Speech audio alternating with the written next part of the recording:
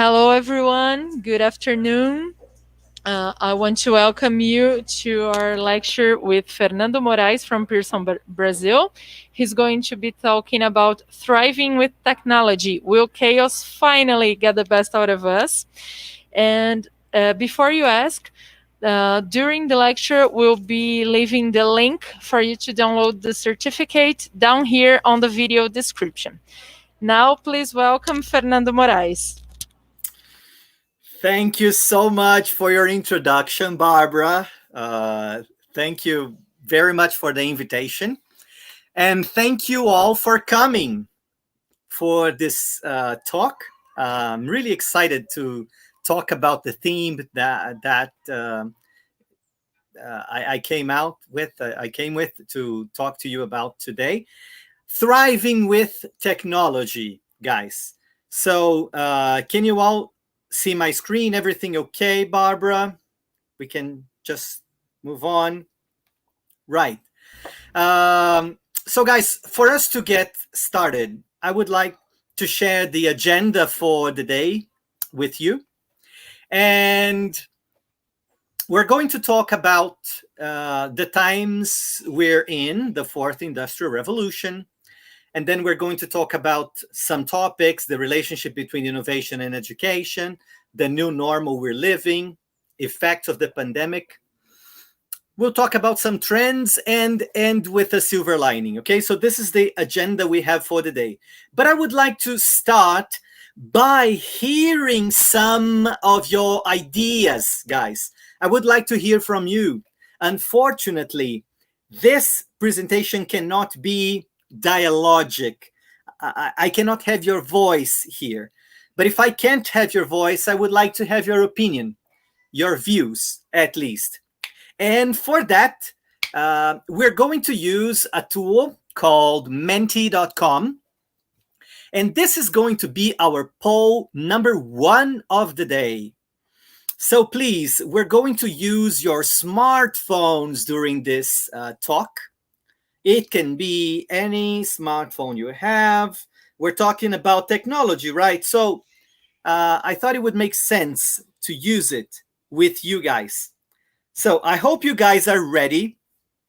What you have to do is you have to go to menti.com and use the code 8494697, right?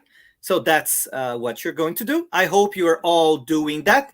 And while you do that, what I'm going to do is I'm going to share another screen with you guys, right? I'm going to share something else, which is the Mentimeter we're going to do. So have a look at this, right? So menti.com and use the code, right? So in your Mentimeter, you might be seeing something like this. Which of these resources have you used in your classroom as teachers?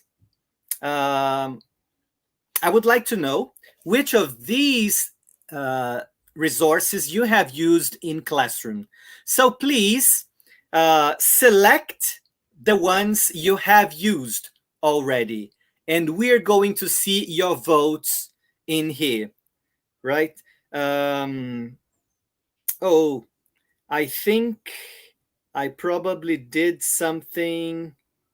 I could have done better. I should have let you choose more than one option. And I hope you can. But if you can only choose one, choose the one you use the most. We're going to see which of these you have used. Some people are voting, and then we can see the number of votes by the little dots. So I think there is a large number of votes. There are a large number of votes for smartphones. Well, votes are coming. Please keep adding your answers, your ideas. right? If you have used them, please just check. Wow, we have some clear winners here, and smartphones is one of them. But a lot of people have used interactive whiteboards as well. Um, in second place, oh, there is a tie. Oh, now interactive whiteboards are ahead, but interactive whiteboards and notebooks are coming in second. But smartphones are a clear winner today. Wow. And then there is a tie between notebooks and interactive whiteboards. Right. So nobody here has used VCRs in class. Oh my goodness. I think we have a young public today, a young crowd joining us. I have used VCRs in my classrooms, and perhaps that tells you a little bit about my age. We had 102 votes, and I think you have voted on the devices you have used the most in class. But two people here have used the language lab in school, and more people have used CDs or CD-ROMs. Wow, I can't believe. I think these are really things of the past. Huh? VCR, nobody here has used. CD-ROMs, nobody. Well, DVDs, quite a few people. But wow, thank you for contributing. Thank you for voting. I think that tells a little bit about the kind of generation of our public today. Thank you for sharing that. Well, um, now I'm going to keep um, talking to you, and we're going to start the presentation right now. Okay, after our polling. Time number one, I would like to share with you the first image. And I don't know, I honestly don't know if you recognize this. If you do, if you recognize this page, if you know where it comes from, can you please type it in the chat for me? Please. Even though I cannot read the chat right now, just because I am looking at my screen, and I'm not. I don't have both views, but I don't know if you know where this is from, or if that sounds familiar to you. But this page comes from one of the first books I ever used for teaching, and it is Market Leader, right? The best-selling business English course around the globe and in Brazil as well. Um, but when I taught that lesson many years ago, there was a quote that never got out of my mind. And it was the quote which is here in the bottom of the page. Market Leader always brings a quote in here. And the new generation of Market Leader, which is Business Partner, does as well, right? Bad ideas don't get better online. So when I thought about this presentation, I thought about this quote a lot. We've all had to go to online teaching recently, and it was quite an adventure last year, to be honest, right?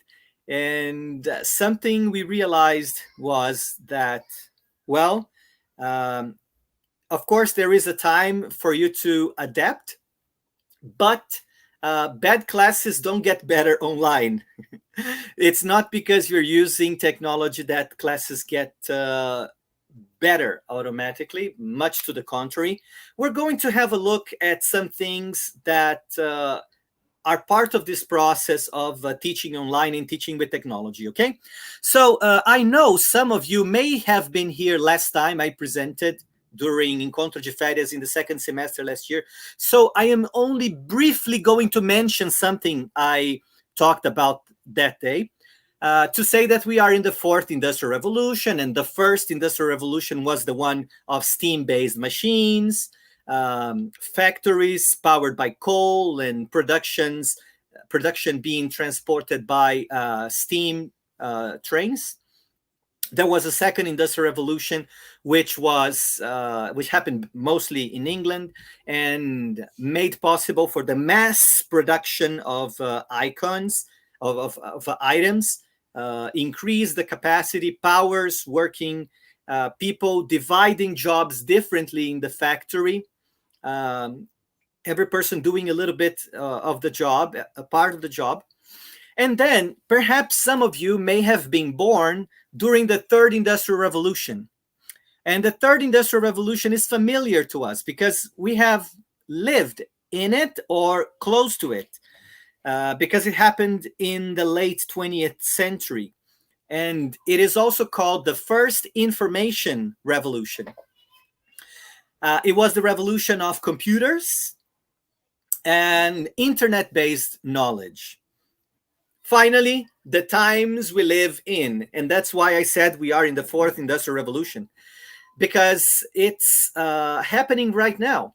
Artificial intelligence, information technology, softwares, big data, the Internet of Things, and cloud computing as big ideas. Uh, and this all started in the early 21st century. We're still not too far in the 21st century yet. But basically, these are the times we're in, right? And last time I also mentioned that education followed those trends. Perhaps there was education 1.0, teacher centered, with teachers only speaking and students remaining quiet in class. Then there was education 2.0, in which teachers would talk to students, and students would respond. Sorry, but that was much more like regurgitating content, either in class or in tests. Students had to reproduce what teachers said, sometimes verbatim, to be considered right. So that was the second educational revolution, and in it we saw learners as receptacles of knowledge, receiving only from their teachers. And then there was an education 3.0, which many of us have experimented, in which there were ideas of collaboration. Social networking was present already. The teacher would serve as a facilitator. Perhaps the layout in classroom has changed. Um, Students could work sometimes based in projects. They could work collaboratively, right? And now we're faced with educations in our times, which is education 4.0. And 4.0 makes reference to that fourth industrial revolution, right? With industry 4.0. In other words, education 4.0 is the one that prepares learners for industry 4.0, right?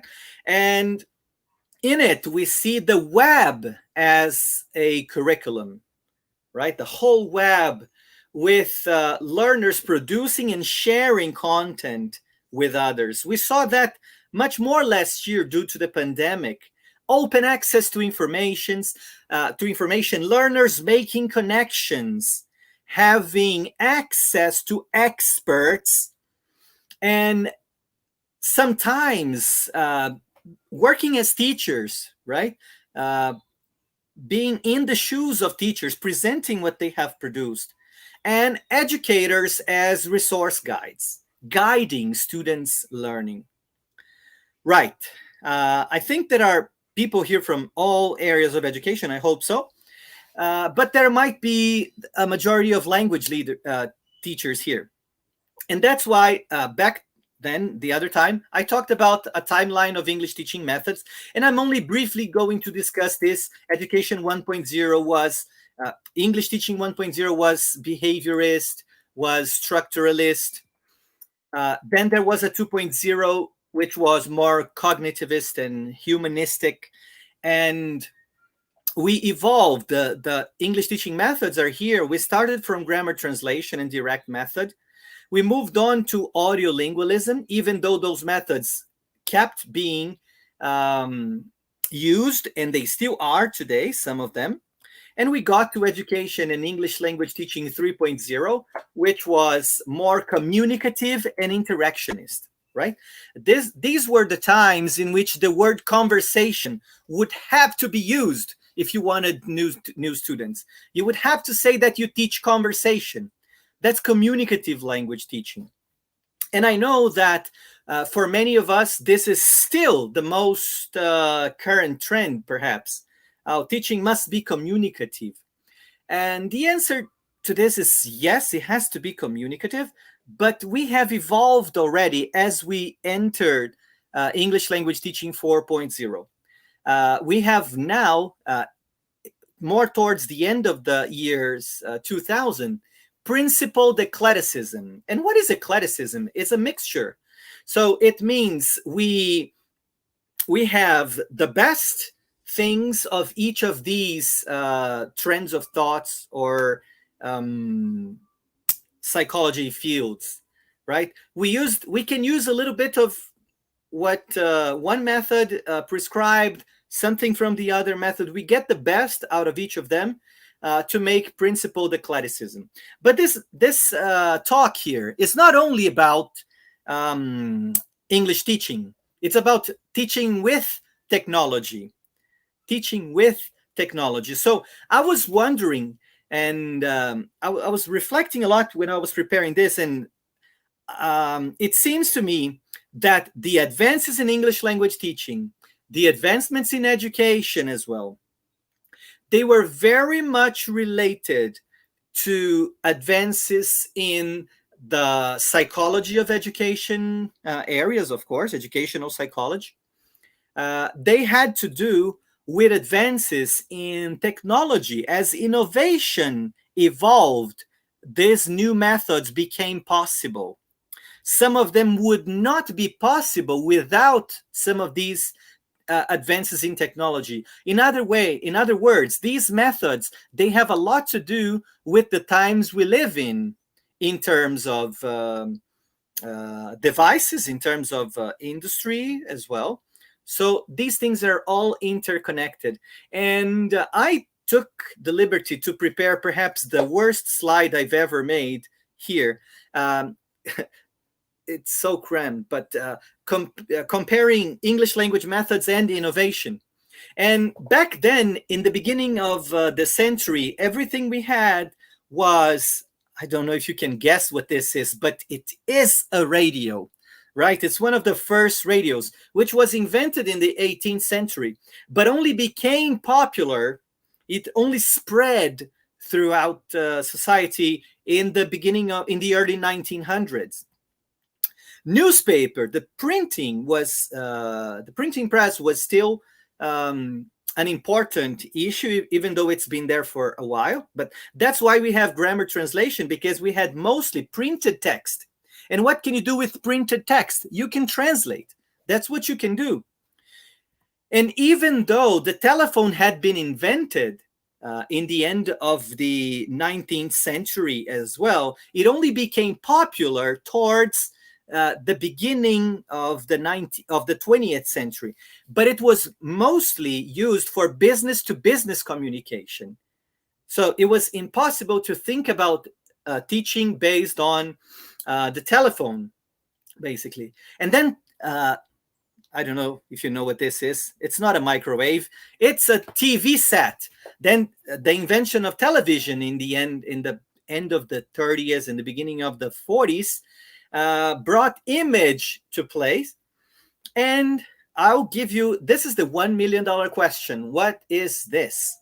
Believe it or not, it's a photo of the first computer, which was probably bigger than the room I'm talking to you from today, right? Which happened there right in the end of the 1940s, right after the Second World War, right? And then something that started affecting English language teaching, right? The cassette tape. And it's no surprise that audiolingualism uh, comes about around this time, right? Because now people could listen, they could hear people from other places talking, which was back then impossible. And then, okay, I don't know if you guess what this is, but this is the first mobile. This is the first Motorola telephone, which came about in the end of the 1970s, and then communication started to become more mobile. So it's the beginning of the possibilities of talking to people from um, long distances uh, via mobile devices. The Walkman, the first Walkman, then made sounds portable and the possibility of hearing things on the go. And this was powered by the first personal computer, the first tablet, which came to place in the end of the 1980s. To be more precise, in 1989, it's not a Steve Jobs invention, but I'll get back to it later. The first tablet invented by Palm Company, and then the CD, which had been invented in the 1980s, become popular in the 1990s. The World Wide Web, the first iPod in 2001, and the first smartphone in 2000. So all these things have a lot to do with the methods we're talking about here. They make it possible to communicate and to teach in those ways. We're going to make, of course, the slide uh, just a little cleaner for you to see. Um, but a conclusion of all this is what Malcolm Gladwell talks about, which is called the generation lag, right? I love Malcolm Gladwell, professor from the University of Toronto. And one of his ideas, one of his books is called The Tipping Point. And the tipping point, o ponto da virada in Portuguese, is the point in which things change in a dramatic way, right? And what Gladwell argues is, in to a large extent, similar to what I'm saying to you. Many of those technologies we have seen, they only took place because the times were ready for them. And he gives some examples. He starts talking about his latest book, Talking to Strangers. And he says that the book industry usually has these numbers worldwide: 60% of printed books, 30% of digital books, and 10% of other formats, including audiobooks. Well, something interesting happened last time with Talking to Strangers, Gladwell says. Printed books were up a little bit. They were slightly up. And this is a more recent book. If I'm not mistaken, it's from 2018 or 19. So we were already living a digital transformation. And he was shocked because printed books were up a little because we think we're going digital, right? But digital books went down 40%.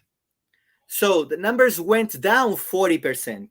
And you know what happened? Audiobooks increased 400 or 500%. I'm sorry. So they sold 5 times more audiobooks than they used to sell before.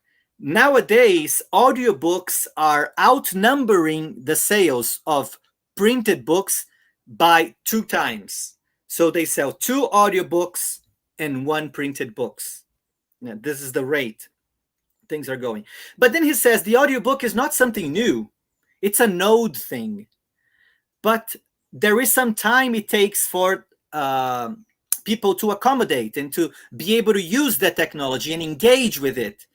And this thing happened with electric cars. I didn't know, but Gladwell says the first electric car was invented in the end of the 19th century, around 1896. But they are still picking up and they still haven't yet reached their full potential. ATMs, for example, were invented in the 1960s, but they only really picked up in the 1990s. In Brazil, they didn't even have a reason to exist before 1994, uh, when real came about, because our money would lose value from night to day. So there is no purpose in having a lot of money stocked in an ATM, because the next day or the next week it will be almost worthless with 80% of inflation per month, right? So times were not ready for ATM back then when it was invented. Same thing with the VCR. TV companies thought the VCR would simply kill television back then. And nowadays, we see that TVs are actually transforming themselves and going into streaming. If you think streaming is killing TVs, that's not exactly the way it goes. Now, movie companies have their own streaming platforms. Televisions have their own streaming platforms, and streaming is being used to reproduce what was in television back then, and it's being used as television was in the past, with of course. Relevant, significant differences, because it's on demand, it's on the go, but TV companies are using it. And finally, Gladwell says that Airbnb and Uber could not have come to be in the 1960s, for example, because the world was not ready for them. The world was not ready for a stranger to be in your car, or for a stranger to be in your bedroom, in your house, right? So the technology evolves as society is ready for it, and it affects education as society is ready for it as well. But the question of this talk is, will chaos, and I know by chaos, you probably know what I mean, right? If you lived here into 2020, will that all bring the best out of us? And I have spoken too much. You're probably finding this the most boring thing you have ever been to, the most boring talk. So it's time for another polling time. This way I stop talking and you have a chance to answer something. All right, so get your smartphones again. I want to hear from you guys. And please, go back to mentimeter.com. I'm going to share my screen with you, and I'm going to change the slide, and you are going to see a new screen in your... Oh, I have more votes here, but smartphones are still reigning sovereign, right? The second question I have for you is this: using technology in class, right? I want you to read those statements and say how much you agree or disagree with them. So you have to vote. There is a slide there. You have to give it a rate to how much you agree or disagree with those statements. So please vote on your phones. 31 people have voted already. Many people enjoy using technology here. The second statement, I avoid using technology when I can. No, many people do not avoid using technology, thank goodness. Technology intimidates and threatens me, still low numbers. We have quite a technological, tech-savvy audience here. But people still want to learn more about using technology in class. Okay, great. This is our highest number, even though numbers are still moving. No, enjoying using technology is the highest one. Many people who think that technology in class takes up too much time. No, less than half of the people think that. Majority of people think no, the technology does not take too much time. The majority of people feel confident when it comes to using technology in class. Great. This is good to hear. It's a good sign. And the majority of people also say they would be a better teacher if they knew how to use technology better. I think I missed the word better in there. Right. Thank you. Almost more than 80 people have voted now. And I like to do this because even though we cannot talk, it's the way I feel I can hear from you guys. So thank you very much for sharing that. I know it takes some time to vote, and there are many questions. So I will give you one more minute for you to vote on that, right? And while you finish voting, let's see if we. There is a dispute here in which between people who enjoy using technology and people who want to learn more about. Let's see which is the highest number here. It seems to be almost a tie. Okay, now that we have passed 100 votes, I think this is a very good picture. So my question would be how you interpret this. I see this as the group who's here. Look, 66 people who have given a number 5, the maximum grade to enjoying the use of technology. And 76 people said they want to learn more about the use of technology in class. Fantastic.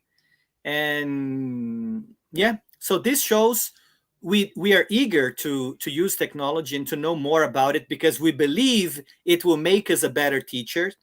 And most of us is confident about using technology in class, but some people still avoid it when they can. It still intimidates some of us.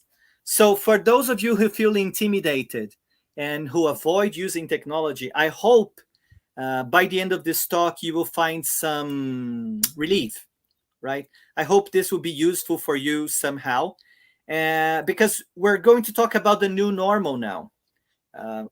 Well, chaos was there in the name, and I don't have to tell you why I mentioned chaos. But I don't want to look only to the chaotic part of 2020. I want to look at the opportunities it brought.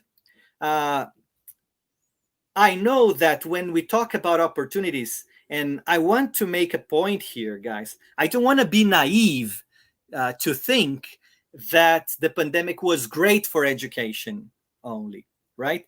Some things that came from the news, pretty recent news, a few months ago, 8.7 million students did not have access to remote teaching during pandemic. And in the north of Brazil, 40% of children from elementary school had no activities up until July, right? So it's a staggering number, 8.7 million people. Wow, it's amazing. And then you will think, okay, but this is the north of Brazil, not in Sao Paulo. Well, it turns out that more than 1.5 million children in Sao Paulo are still without school after 9 months. This is from January, right? 99% of elementary schools, the city schools, have not opened, and 48% of state schools were closed since March. So it's a large number. And we're talking about the largest state in the country, one of the largest cities in the world, in which the government provided SIM cards with internet access, a TV channel, an app, booklets, and countless resources to help children study during this period. Still, 1.5 million people were out of school. And from those from all these students, only half of them could access the online classes, and teachers were overloaded. So it's a staggering figure, not something to be proud of, despite all the efforts that were made by teachers, by the government. And I know it was a lot of effort. But 2020, then, for those who accessed those live classes, those platforms, teachers who discovered new things, it was basically a lot of unfinished unfinished projects, unfinished lesson plans, unfinished teachers. Because in one day we were in school, the next day we had to teach online, but we were not ready for that, right? We hadn't prepared the classes for that, unless you did that from night to day and you became an online teacher or almost a YouTuber the next day. I wasn't ready for that. And working from a publisher, I know that many platforms, I don't want to talk about our own, but many platforms were unfinished projects that started being used the next day, and people realized the flaws they had by using them. And uh, just for you to have another idea, here in Brazil, despite all that, now talking perhaps more about the private sector and those in the public sector who had access to technology, there was an increase of 140% of downloads of educational apps. Brazil was third, coming only behind Australia and the United Kingdom. We were ahead of the United States in downloads of educational apps. So people were consuming tech devices and tools in Brazil during that. Many people started using the internet to do other things like shopping, for example. 53% here were more prone to shopping online than they were before. Mobile app rankings, download rankings changed dramatically, even though we see that Facebook dominates the list of the top 10. They have four of those apps, but TikTok is number one. And two of those apps, I'm talking about the most downloaded apps in general, right? Not only for education, but total. Two of those apps were for education: Zoom, which was number two, and Google Meet, which was number seven, despite the fact that Google Meet comes preloaded in most Android devices. I dare to say that if Google Meet was not embedded into Android devices, Google Meet might have been number one in downloads, right? Because most people didn't have to download because they had it already, right? But this shows that people were consuming technology for education. Companies that were ready a little bit, like Zoom or Slack from Salesforce, showed this is the share price increase of Zoom. It increased by 4 times. That's, yes, 400% from in just about 1 year, right? So companies that were better prepared for that, or that had better tools, made a huge amount of money with the pandemic. And the new normal became blended learning, which was even the concept of blended learning was probably redefined. I don't know about you, but uh, I had a different idea of blended learning, and many people used to think that blended learning was when students learned partly at home and partly at school, right? But now we see that blended learning can happen and does happen when, and kids can learn at home and at home, right? So blended learning was redefined to be to meaning changing synchronously or asynchronously, with the teacher face to face, a live class, or uh, learning from pre-recorded lessons, right? And we saw that blended learning is here to stay. Perhaps this is what we have as most schools prepare to start classes right now. Yeah, we got to consider the impacts of blended learning.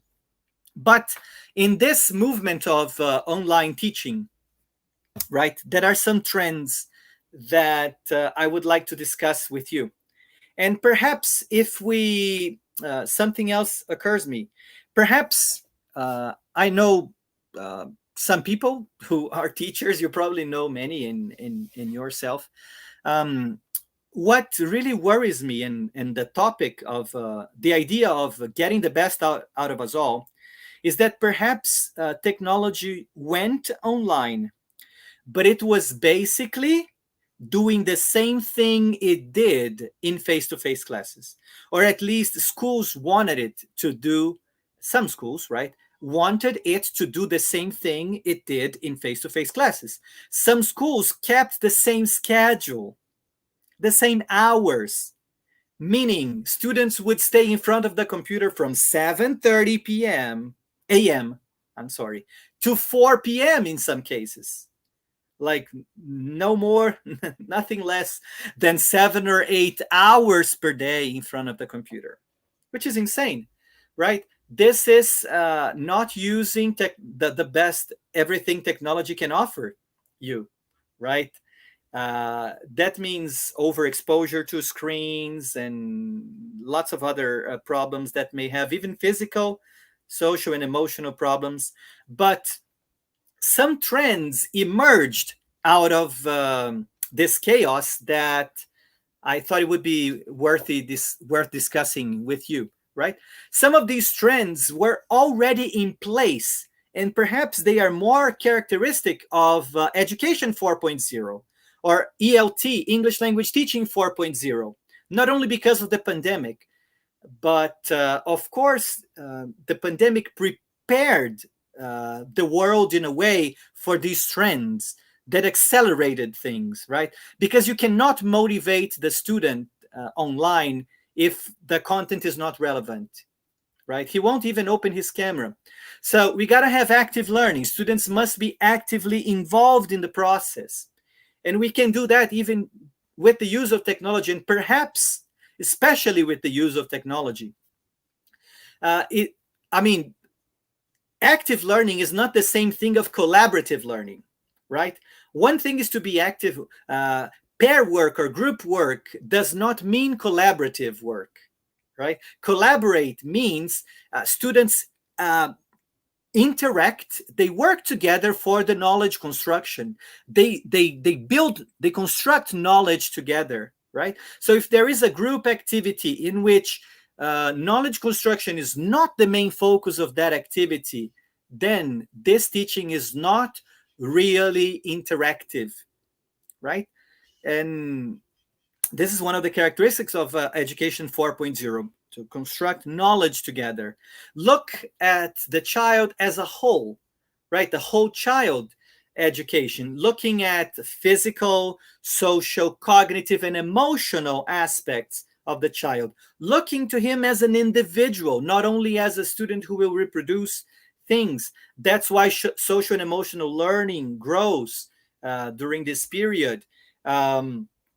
Mindfulness increases its use in technology in class. People start thinking of brain breaks or checkpoints to see if students are understanding, and that changed the dynamics of how we look into student critical thinking as well, as an important point. This was already a very important topic before, but with the advancements of technology, it becomes even more important in a world of fake news, right? In a world in which students have to learn how to doubt, in which many people want to hear more from what they already believe, right? Some people will only watch the news in certain channels because they only believe in that, right? When it should be the opposite, right? So just to give you one example, if you are a Democrat, in the United States, I don't know, I did that exercise. I would hear the news from Fox News sometimes to get the other view and to be able to exercise critical thinking. And then I would listen to CNN to see what was the counter argument. And then I would have my own conclusions, right? So you learn to doubt, to check the facts. So we got to help students use facts and data uh, when they produce their writings or speaking, whatever.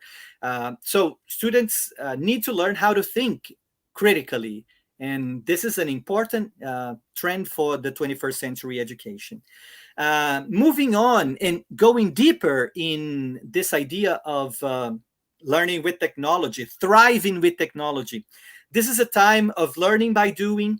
It's the time in which people learn by watching a video on YouTube, right?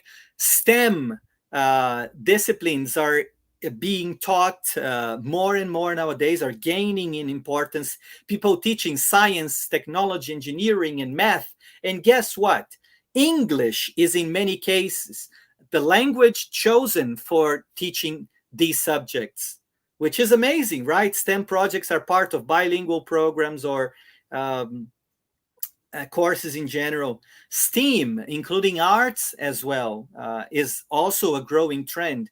And these are all things students are learning by doing.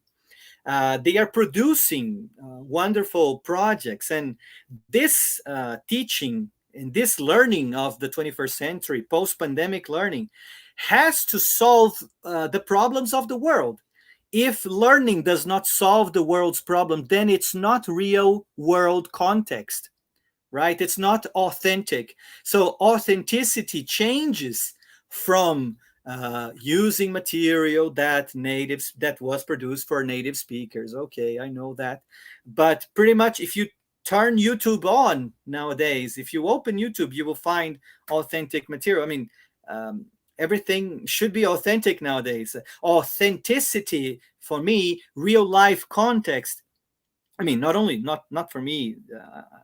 It's what 21st century teaching guidelines say is students must produce solutions for the world, and they must deliver these solutions for people who can implement them.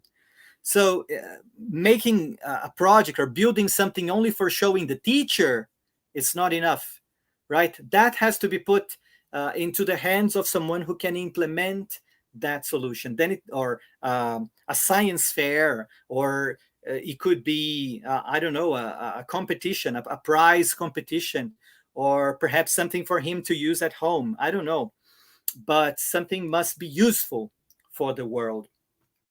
Maker spaces are taking place all over, in which students have to build things in schools.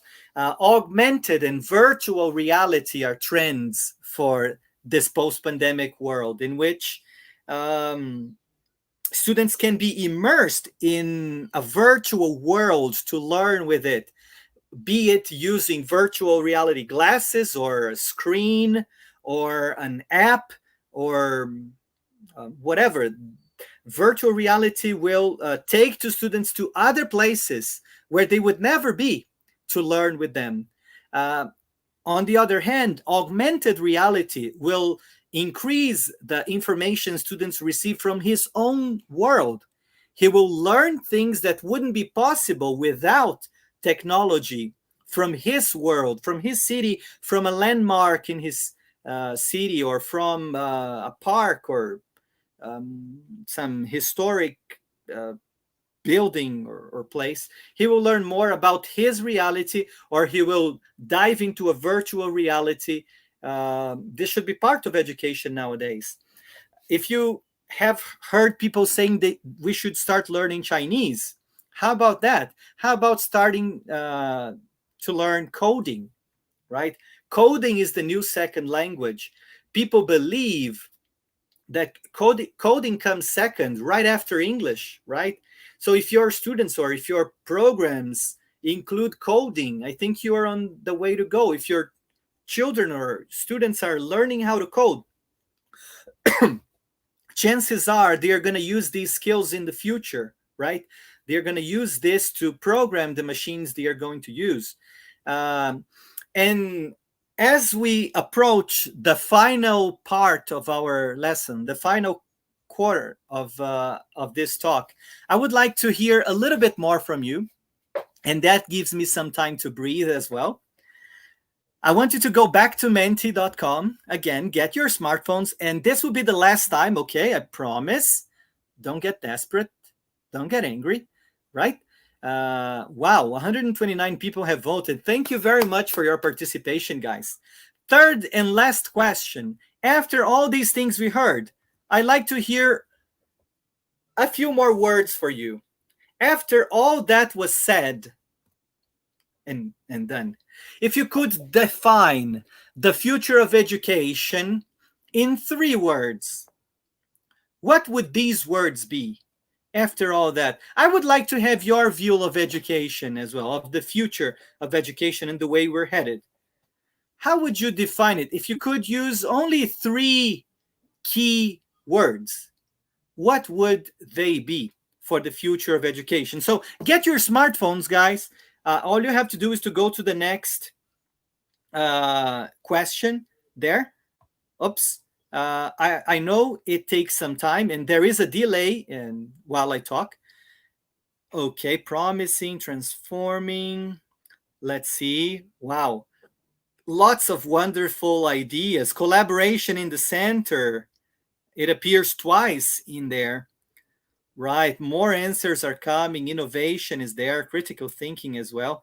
Fantastic. Well, technology is growing bigger. Collaboration is as big as technology now. And the bigger the word, it means the more times it has appeared in your entries, guys. So I think technology is winning. Challenging is also a big idea there. Collaborative as well. Empathy. I like that. I like autonomy as well. It is challenging. It's collaborative. Well, collaborative and collaboration are quite similar. So, well, fantastic. 55 entries. Collaboration is in the center now, perhaps as big as technology. Fantastic. Way to go, guys. Thank you for your entries. That's amazing. It's great to see. And this is our view, this group's view of technology, right? So more people are entering. Wow, more than 70 people have entered now. And I hope you can see it on the screen so you can see it moving. So I'm going to do the following, as many people have voted. So I'm going to hide my screen from you so you don't see it now, because I want to show you at the end, and then we can have a little surprise. But guys, in the final 7 minutes of my talk, I would like to talk about how we can explore the full potential of ICT tools. The whole point here is doing things differently from we did in the past. As I mentioned before, many schools or teachers, when we went online, they expected the virtual reality to be a Control V, Control C of their classes, right? If students used to do a certain kind of test, the test would have to look exactly the same on the computer. If classes had a certain amount of minutes or time, they would have the same time and the same dynamics online. But guys, we can do a lot more online. We can move beyond that. If technology does not serve for knowledge construction, if technological devices are only reproducing paper, or if digital books only replace books for the same end, for the same purpose, then they are not necessarily important for talk. If they are not used for knowledge construction, you see, we've gone through those steps. In the beginning, it was access and motivation. People would feel, yay, we're going to use technology. Then we would go online for socializing. We would exchange information. But now knowledge construction, if ICT is used for language construction, then it means it is relevant nowadays. How about computer labs, guys? What to do with them? They are disappearing in schools. What should you do with them? Well, turns out computers have gone into the classroom, right? The students are with computers in class. These are Chromebooks, for example. This is a school from Brazil. I wanted to make sure I got a class from Brazil here to show you, right? And the pandemic made possible some things that perhaps weren't in the past. The idea of bring your own device, which is thinkable nowadays. Many students had to use their own devices at home. So perhaps the pandemic made it possible to have a BYOD policy in which students bring their own devices into class. For schools who want to invest in technology, cloud computing made things a lot easier, right? In the past, you would have to have a computer lab with desktops, with an operational system, with text processors, with a spreadsheet program, with presentations. Now all you need is an email address to access all that, and you don't need storage anymore in a computer. You can store all that in the cloud, and that made things easier and more collaborative between students as well. So turn those computer labs into maker spaces. Turn them into workshops. Why not? Right? Let students produce things in them. Smartphones are always in hand. So why not have smartphones in class? This was the number one device voted there in our first poll. Even though little kids learn better with tablets, right? This is the best device. If I had an elementary school and I would invest in technology, it would be tablets for little kids up until age 10, basically. And then after that, computers or Chromebooks or two-in-one devices, which are touch sensitive and also computers.